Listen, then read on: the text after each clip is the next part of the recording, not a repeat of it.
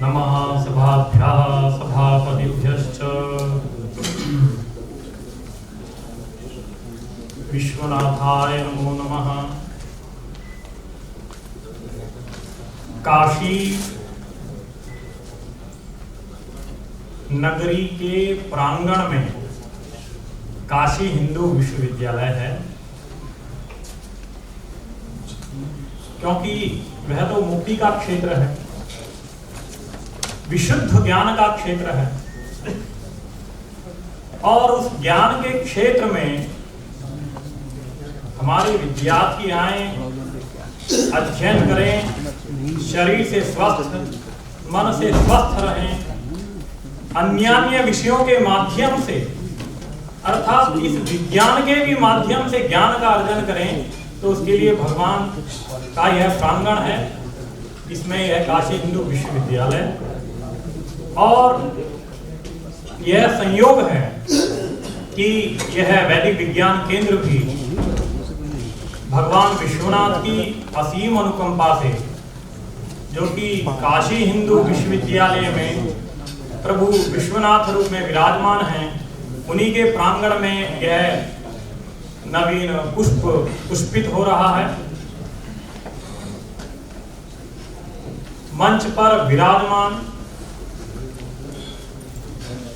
अध्यक्षता करते हुए आचार्य जयप्रकाश लाल जी, जो विशिष्ट आचार्य हैं कृषि विज्ञान संस्थान के, काशी हिंदू विश्वविद्यालय के हैं। उसी क्रम में विशिष्ट आचार्य प्रोफेसर लल्लन मिश्र जी, जो कि विशिष्ट आचार्य रसायन विभाग काशी हिंदू विश्वविद्यालय, प्रोफेसर रामराज उपाध्याय जी, जो पौरोहित्य विभाग श्री लाल बहादुर शास्त्री राष्ट्रीय संस्कृत विद्यापीठ, जो कि वर्तमान में केंद्रीय संस्कृत विश्वविद्यालय के रूप में है, विराजमान हैं। प्रोफेसर बसव प्रभु जिरली, जो कि कृषि विज्ञान संस्थान से हैं, काशी हिंदू विश्वविद्यालय है, उसमें विस्तार शिक्षा विभाग। इसी क्रम में सत्र के संयोजक डॉक्टर प्रभाकर उपाध्याय जी, जो प्राचीन भारतीय इतिहास संस्कृति एवं पुरातत्व विभाग काशी हिंदू विश्वविद्यालय से यहाँ पर विराजमान है, तथा हमारे अभी त्वरित अपने सीट पर विराजमान हुए त्वरित जो वक्ता हैं डॉक्टर वी रामनाथन जी, सहायक आचार्य रसायन विभाग भारतीय प्रौद्योगिकी संस्थान पीएचडी। चूंकि आचार्यों के नाम लेने से अभ्यास भी होता है और मंगल भी होता है, तो इसलिए आप सभी का मैं स्वागत करता हूं। ज्ञान और विज्ञान की चर्चा हो रही है, विज्ञान के, वैदिक विज्ञान के विविध आयाम। कभी कभी थोड़ा सा, कई बार हम एक मोड़ पर चले जाते हैं, तो बीच बीच में जानना चाहिए ये भी कि हम रोड की खराबी अच्छाई तो देख ही रहे हैं, लेकिन क्या वो रोड सही तरीके से जा रहा है? क्या जिस विज्ञान की हम चर्चा कर रहे हैं वह विज्ञान के रूप को प्राप्त है? जैसे सर्वत्र आत्म तत्व का यदि हम बोध नहीं मानेंगे, परमात्म तत्व का बोध नहीं मानेंगे और आत्मा की व्याख्या करने लग जाएं,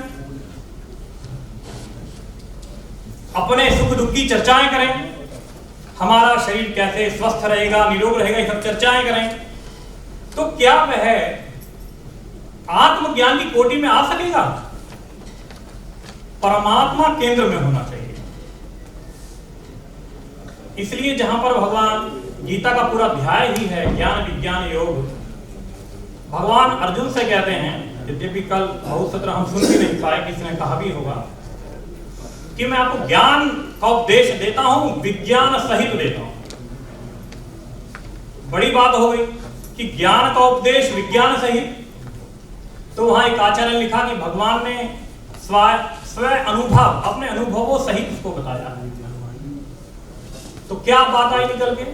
अर्थात मैं यदि इस स्थान पर हूं तो इस स्थान पहुंचने का क्रम जो है ये, तो ये विज्ञान हो गया, और सोपान का क्रम हो गया, ये विज्ञान हो गया।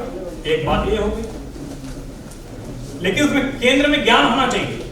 यदि केंद्र में ज्ञान नहीं होगा तो केवल एक भाग के लिए आप पुष्ट कर रहे हैं। जैसे बिना जीव का शव है, उसको आप सभी औषधि दीजिए,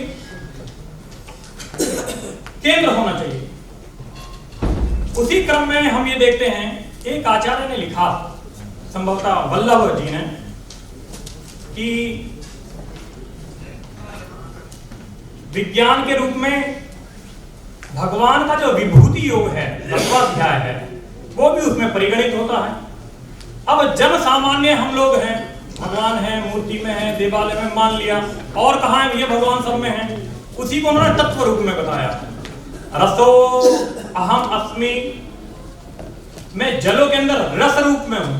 कैसा भी आप कोई भी पदार्थ लीजिए, जैसे उसमें स्वाद देगा तैसे ही वहां पे नारायण विद्यमान है, वो ज्ञान रूप है। अपना बोध एक के माध्यम से सब में करवा देना, ये ज्ञान विज्ञान हो गया। और जिसका बोध करवा रहे हैं या बोध का जो क्रम है, वह ज्ञान हो गया। मैं वृक्षों में अश्वत्थ हूं, तो वृक्ष संबद्ध एक चर्चा को उपदिष्ट कर दिया। वाद प्रबद्धतामहं, मैं वाद हूं, बहुत बोलने वालों में जो जिसमें निष्कर्ष निकलता है, ऐसा निष्कर्ष में हूं। अच्छा, निष्कर्ष के भी शब्दों के तो बहुत अर्थ हो जाते हैं। एक जगह पढ़ने को आया कि निष्कर्ष क्या है, कि जिस समय ईश्वर किसी पर दृष्टि डालते हैं, जिस प्रकार से राजा अपने बच्चे पर दृष्टि डालता है, तो उसका उत्कर्ष हो जाता है। लेकिन ईश्वर का या राजा का निष्कर्ष नहीं होता, तो निष्कर्ष का यह भी अर्थ हो गया, अर्थात निम्न रूपेण कर्षति। जहां हम सार रूप में अर्थ ले रहे, वो सार नहीं हुआ, अर्थात उनका अधोगमन नहीं होता। तो भगवान केंद्र में ज्ञान के रूप में रहे, और जिन सोपानों के माध्यम से, जिन अनुभवों के माध्यम से, और जहां जहां पर उस ज्ञान रूप का अंश आधिक्य है, उनको जब हम अधिक से जान लेते हैं, तो वह विज्ञान का कार्य करता है, ऐसी प्रतीति होती है। इसी क्रम में एक स्थल पे लिखा कि फिर विज्ञान क्या है, और भी थोड़ा उसको स्पष्ट करने का कहा कि जितनी भी धर्म की चतुर्दश अथवा अष्टादश विद्याएं हैं, उनको विज्ञान माना जाए। भगवान की विभूति को भी किसी आचार्य ने माना, भगवान के अनुभव को माना, और उन विद्याओं को भी माना जो धर्म की विद्या है। और धर्म शब्द भी जोड़ दिया गया है, अर्थात धर्म केंद्र में हो, धर्म केंद्र में हो तो आप विज्ञान को आप पकड़ लिया। धर्म केंद्र में नहीं है तो आप स्वतंत्रता छोड़ दिए हैं, आप स्वच्छंदता अपना लिए। अब स्वतंत्रता स्वच्छंदता में भी अंतर आ जा रहा है। यहां संभवतः मीमांसा के आचार्य लोग विद्यमान हैं, नहीं तो एक संयोजक के रूप में श्री राम एस डी को मैं पढ़ा हूं। तो स्वतंत्रता में स्व जो शब्द है, स्व, ये हमारी अनादि काल से आती रही जो परंपरा है, उसको सूचित करती है। और स्वच्छंदता में जिधर आपका आत्मा विचरण करना चाह रहा है, जिधर आप जाना चाह रहे हैं, वहां चले जाइए। तो विज्ञान ज्ञान से युक्त हो, ये बहुत अपेक्षित है। एक बात, इसी क्रम में धर्म की विद्याओं में वेदांग आते हैं।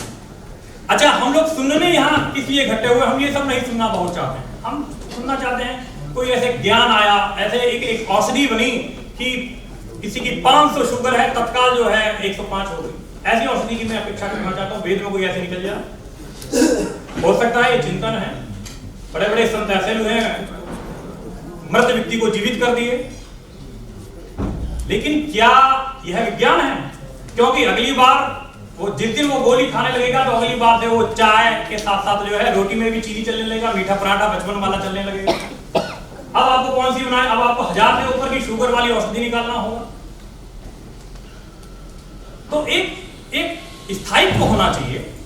कल आचार्य जी कमल नयन द्विवेदी जी कह रहे थे हृदय शब्द के लिए, हरति ददाति नियमयति, कि वो सब जो है अपने शरीर की ऊर्जाओं से समग्र केंद्र से ले भी रहा है, और ददाती फिर उसी को रक्त का प्रवाह दे रहा है, और नियमयति उसमें नियंत्रित कर रहा है। बहुत अच्छी बात है। ये हृदय हो गया। भगवान शिव की नगरी है और कुछ मंत्र इस प्रकार के आते हैं कि कहा इन सब विषयों में जानिए। तो जैसे कई कहा कि कौन इस जगत का करता है, उसका स्थान किया था, इस तरह के प्रश्न। तो उनके उत्तर में विश्व चक्षुरुदय इत्यादि मंत्र हैं कि वह नारायण है, प्रजापति ब्रह्म है, इस प्रकार का एक रूप रहता है। लेकिन कुछ प्रश्न ऐसे आते हैं कि इनका कौन उत्तर होगा, क्या इसका करता होगा। तो वो कहते हैं आप स्वयं से विचार कीजिए।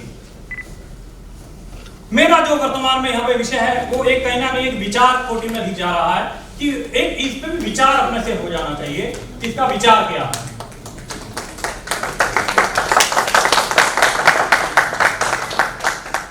ये प्रस्थान रूप हो गया है। खैर, मैं भगवान शिव की नगरी है तो एक जितने भी आप संस्कार जानते हैं सब प्रसंगों को छोड़ते हुए एक सार भगवान शिव के चरणों में नामकरण संस्कार है। सभी संस्कार के आचार्य यहाँ पौरोहित्य विभाग से विराजमान है। इष्टि माने होता है यज्ञ। केवल मात्र वर्तमान में जो प्रचलन में है अंत्येष्टि कर्म जो है उसी में यज्ञ का श्रवण सुनाई देता है। अंत्येष्टि, इष्टि माने याग होता है। नामकरण में नहीं है, अन्नप्राशन में नहीं है। याग हो गया अंत्येष्टि कर्म, अंतिम याग। और हवि कौन है? वह प्रतिदिन होम करता ही वहां पे हवि रूप में हो गया। ऋग्वेद के आश्वलायन के गृह्य सूत्र में जब एक अग्निहोत्री अपनी अंतिम यात्रा को निकलता है, अंतिम हवि के रूप में अग्नि में हुत होने वाला है, तो उसके सभी पात्रों को उसके शरीर में समायोजित कर दिया जाता है। और वो समायोजन वहां विशेष है। प्रतिदिन जिन पात्र से आहुति दिया होता है उस आहुति वाले पात्र को, जुहू नामक पात्र को सीधे ही हाथ में रखा जाता है। और सभी प्रकार की आहुति के लिए जो एक पात्र, घृत पात्र रहता है, उसका नाम होता है ध्रुवा। वो ध्रुवा पात्र जो है उसका नाम इसलिए ध्रुवा है कि वो स्थिर होता है। और हृदय शब्द भी जो है उसमें भी स्थिरता होती है। ध्रुवा पात्र को जब मृतक अग्निहोत्री होता है तो उसके हृदय पे उसको विराजमान किया जाता है। अर्थात जीवन भर अमुक व्यक्ति याग किया, फिर भी कुछ अगर स्पंदता रहेगी तो यह पात्र जो जीवन भर स्थिर रहा वो इसके हृदय को इस अंतिम यात्रा में स्थिर करेगा और उस स्थिर तत्व परमात्मा तत्व की प्राप्ति में उसका साधक बनेगा। उस ध्रुवा पात्र में भी ये तीनों के तीनों गुण विद्यमान हैं जो हृदय पे रखा जाता है। हरति, उसी में ही याग के अन्यत्र से लाया गया घी उसमें पहले रखा जाता है, हरति, और इसी से आहुति इत्यादि के लिए दिया जाता है, हरति ददाति। और अंत में कहते हैं नियमयति। और समग्र याग पे कितना घी देना है कितना नहीं देना है इस विषय में श्रौत सूत्र में बहुत उद्घोष है। उसका भी नियंत्रण ध्रुवा पात्र से होता है। ऐसा वो यज्ञशाला में हृदय रूप में विराजमान यज्ञ पात्र जब यजमान की अंतिम यात्रा होती है तो उसके अवशिष्ट हृदय को जो बिल्कुल अवनिश्चेष्ट है उसमें भी दार्ढ़्य बताने के लिए वहां पे विराजमान किया जाता है। वह ध्रुवा पात्र इसलिए हृदयाम, ये एक ऐसा है। और उसकी आहुति होने के उपरांत वे भगवान शिव भस्मीभूतस्य देहस्य, उसी की भस्म भूत को अपने अंग में लगाए हुए भगवान विश्वनाथ गंगा जी को धारण करते हैं। सामवेद का पाठ हुआ, सामवेद की गाथाओं का भगवान शिव ने स्वयं पाठ किया। भगवान नारायण पुराणों में कथाएं हैं, देवी भागवत में हैं। भगवान द्रवीभूत हो जाते हैं सामवेद के पाठ से। साम की विशेषता है और गंगा आदि नदियों की भी एक विशेषता दिखती है।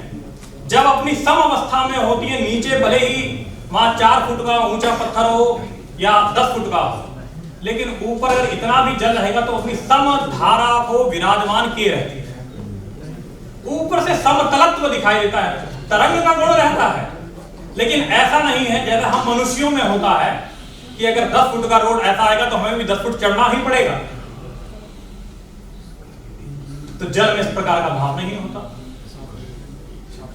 तो भगवान नारायण को जब सामवेद आदि का पाठ सुनाए तो वो भगवान राधा कृष्ण स्वयं अपने विग्रह सहित जल रूप में हुए, वही गंगा रूप में अवतरित होती है, इसलिए भगवान उनको गंगा के रूप में यहां धारण भी करते हैं।